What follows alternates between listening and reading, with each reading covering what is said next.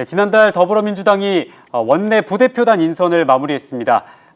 선임 부대표에 현재 나주시와 화순군의 지역구를 두고 있는 신정훈 의원을 임명했는데요. 네, 오는 5월 제1야당이 되는 더불어민주당이 앞으로 새 정부에 대해 권력 견제와 협치를 어떻게 이뤄나갈지 궁금한데요. 여의도에 있는 KBC 서울광역센터에서 신정훈 의원 직접 만나봅니다.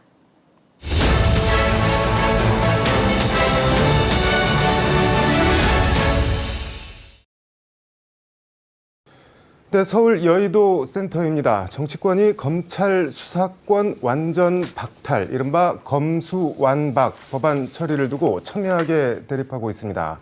더불어민주당 선임 부대표를 맡고 있는 신정훈 의원 모시고 관련 얘기 해보겠습니다. 신 의원님 안녕하세요. 네, 안녕하십니까. 최근 더불어민주당 선임 부대표에 임명되셨는데 축하드리고 KBC 광주방송 시청자께 인사 말씀 부탁드립니다. 네, 안녕하십니까 시청자 여러분, 그리고 광주 전남 시도민 여러분. 어려운 시기에 더불어민주당 원내 지도부에 합류하게 되었습니다. 180석이라는 거대 야당의 역할을 어떻게 잘할 것인가 정말 고민하고 또 열심히 일해 볼 생각입니다. 국민들께서 약속하신 그런 어떤 개혁 과제를 충실히 완수하고 또 민생에 유능한 민생정당으로 탈바꿈하는데 최선의 노력을 다하겠습니다. 많은 관심 그리고 응원 부탁드립니다.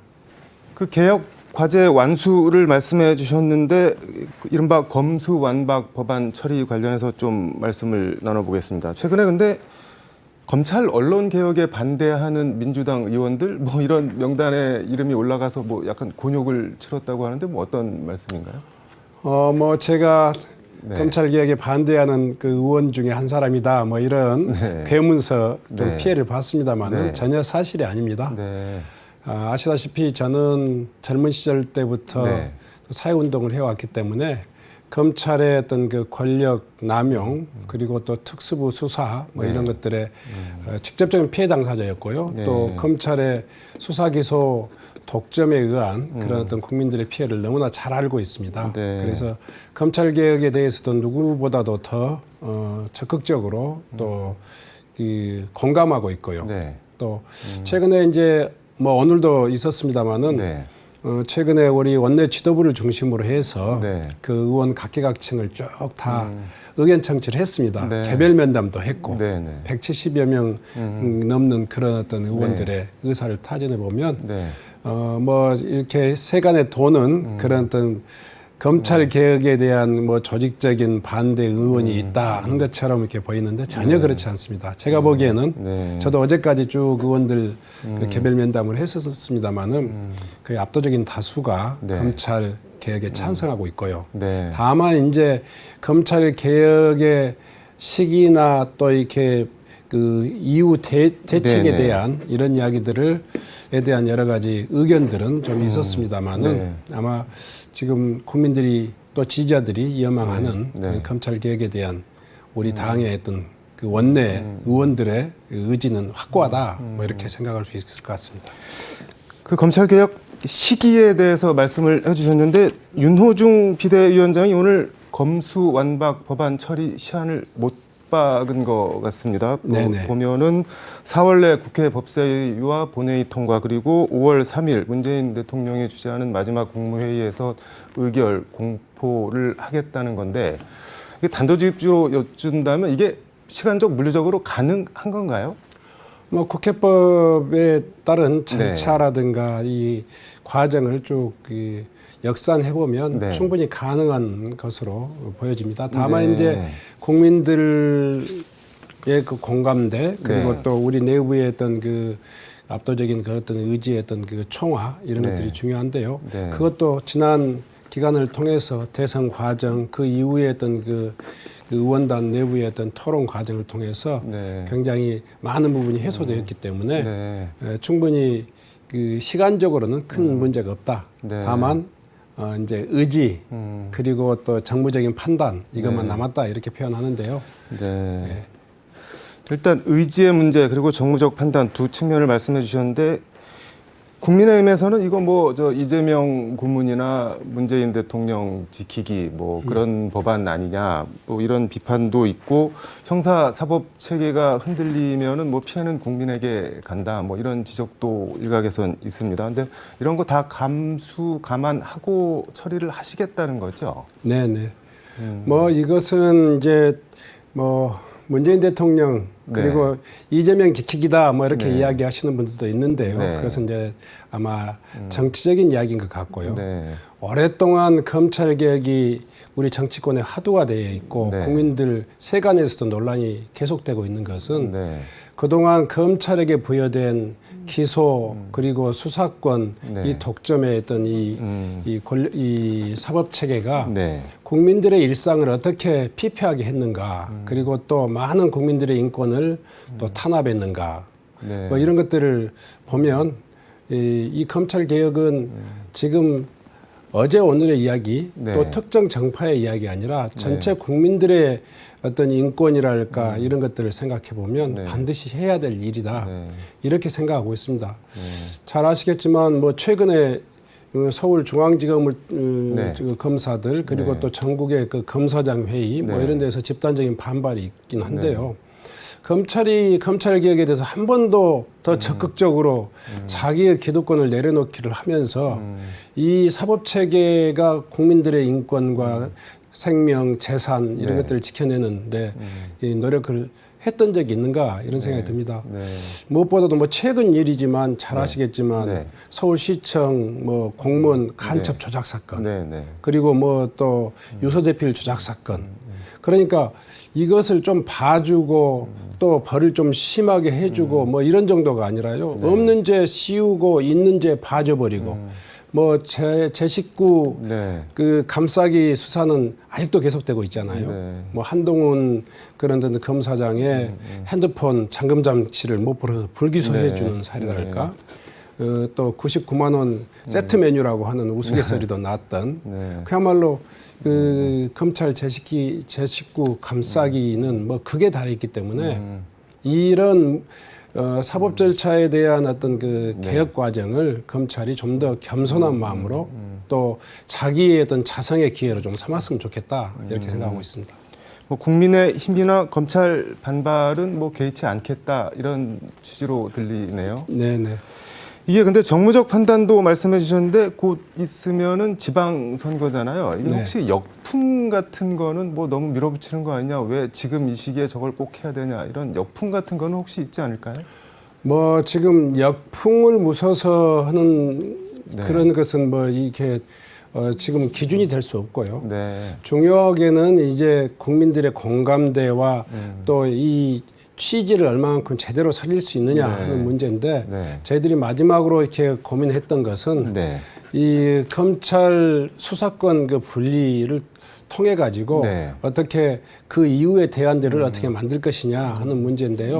잘 아시겠지만 이 6대 범죄 그러니까 검찰에 지금 허용되고 있는 그 뭐 6대 범죄 플러스 그 알파라고 하는 주요한 어떤 그 범죄에 대해서 검찰도 지금 수사를 하고 있지만 우리 경찰도 여전히 지금 하고 있습니다. 다만 경찰의 수사 능력으로 얼마만큼 충분할 것이냐 하는 문제들은 앞으로 또 해결해 나가면서 수사청이랄까 아니면 또 수사본부랄까 하는 그런 새로운 형태로 또 그 대안을 만들어 갈 계획이고요. 또 정부적 입법 뭐 이렇게 개편 과정에서도 충분히 논의해서 후속 대책을 만들 수 있다고 저희들은 검토하고 있습니다. 수사 기소 분리 이후 뭐 후속 대책에 대해서는 나중에 다시 좀 더 얘기를 들어보도록 하고 지역구 얘기를 좀 해보겠습니다. 그 전남 나주 화순이신데 이 켄텍 에너지공대 지난해 뭐 100억 원 종부세를 맞았다고 하는데 이게 무슨 얘기인가요? 그 뭐 지난해 이제 우리가 정부 예산 과정에서 켄텍에 거의 한 300억 그리고 중장기적으로 예산에 대한 그 정부 지원들을 확정을 했는데요. 정부가 바뀌다 보니까 굉장히 좀 지난번에 예산 확보가 아주 시의적절했구나 하는 생각이 듭니다. 그런데 이제 아쉽게도 현행 세법상 그 종부세 부과 기준 중에 이제 비과세 혜택을 보는 것인 학교 시설에 대해서는 그 지방세법상 네. 그 비과세 대상인데 네. 현재 이제 건축 허가 이 한국에너지공과대학은 네. 사실 한 해에 지금 건축이 다 완공되는 게 아니고 네. 그 3단계를 나눠서 이제 건축이 완공될 과정인데요. 네. 지금 1단 이 현행 법에는 지금 건축이 허가를 득해서 건축이 네. 시행 중인 네. 그런 부지에 한해서만 그런 어떤 비과세 대상이 되고 네. 아직 그 차기 연도라든가 네. 다음 연도에서 지금 건축이 준비되고 있는 그런 네. 부지에 대해서는 그 종부세가 부과되는 그런 어떤 그 세법상의 허점이 좀 있습니다. 네. 이것을 좀 개선하고자 노력하고 있습니다. 뭐 어떤 노력을 하고 계신 건가요? 뭐 한전의 네. 그 한국에너지공과대학 내에서는 이제 이 불복 신청을 통해 가지고 네. 그 조세 불복 신청을 통해 가지고 이걸 해결하려고 노력하고 있고요. 네. 또 행정 소송 등을 통해서 또 이것을 소명해 나가고 있는데요. 네. 저는 이제 이런 그 학교 부지와 공공시설 부지에 있어서 네. 지금 투기 목적이 아니라면 네. 그리고 공공시설에 대한 그 확고한 계획이 이 전제되어 있는 그런 부지에 대해서는 네. 그 종부세 비과세 특례를 받을 수 있도록 하는 네. 그런 어떤 지방세법 개정안을 지금 그 발의해가지고 추진 중에 있습니다. 이게 그 지난달 16일 대표 발의하신 지방세법 개정안 그거 말씀하시는 건가요? 네네네. 이게 그럼 법안이 처리되면은 뭐 어떤 기대 효과가 있는 건가요? 잘 아시다시피 아까 100억 가까운 네. 그 지금 종부세 그 면제 향후에는 당연히 면제가 되는 거고 네. 올해 지금 부과돼 있는 세금에 있어서 여러 가지 불복 심사 과정이랄까 네. 행정 그 소송에 있어서도 네. 상당히 좀 더 이 설득력 있는 이 법적인 어떤 이 과정이 될 거다 생각해서 최대한 빠른 시일 내에 이 법안이 통과될 수 있도록 그렇게 최선의 노력을 다하겠습니다.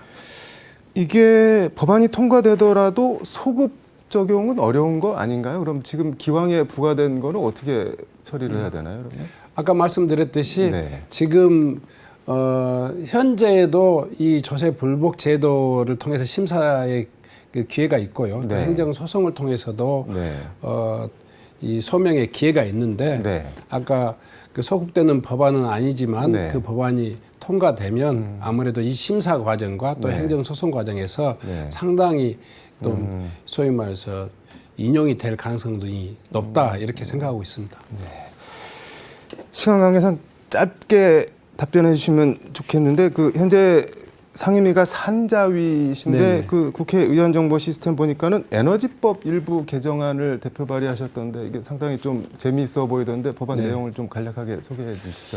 탄소 중립 에너지 전환은 전 인류적인 과제잖아요. 네. 선택의 문제가 아니라 필수적으로 우리가 가야 될 길인데 네. 아직도 지역의 주민들이 반대가 많습니다. 네. 육상 풍력, 해상 풍력, 태양광 어느 것 하나 네. 지역 주민들의 어떤 수용성이 만만치 않습니다. 네. 그런데 이것을 군사작전 하는 식으로 이렇게 밀어붙일 수 없지 않겠습니까? 네. 그래서 저는 이게 공공과 민간, 업자 네. 이게 함께 이런 그 논의의 틀들을 만들고 공공이 좀 적극적으로 입지 과정이랄까 이런 것에 주민들의 동의 과정에 네. 좀 적극적으로 이렇게 개입하고 또 지원할 수 있는 그런 그 제도가 필요하다 이렇게 생각해서 네. 이 그 지자체에 네. 그 지역 에너지 센터라고 하는 것을 설치해 가지고 네. 분쟁이 있는 그 에너지 재생 에너지 네. 지역에 있어서 네. 정보도 공유하고 또 합리적인 어떤 주민 수용 네. 방안들을 만들어내는 그런 역할들을 하는 제도를 네. 제가 이 법안에 담아서 발의했습니다. 조금 더 얘기를 들어보고 싶은데 오늘은 조금 여기까지 시간이 다 된 것 같고요. 다음에 다시 모셔서 지역 에너지 센터나 뭐 탄소세 에너지 관련한 얘기 조금 더 들어볼 수 있도록 하겠습니다. 아무튼 지역과 대한민국을 위한 더 좋은 의정 활동 기대하겠습니다. 오늘 말씀 고맙습니다. 네, 고맙습니다. 네, 지금까지 서울 여의도에서 전남 나주 화순 민주당 신정훈 의원 모시고 얘기 들어봤습니다.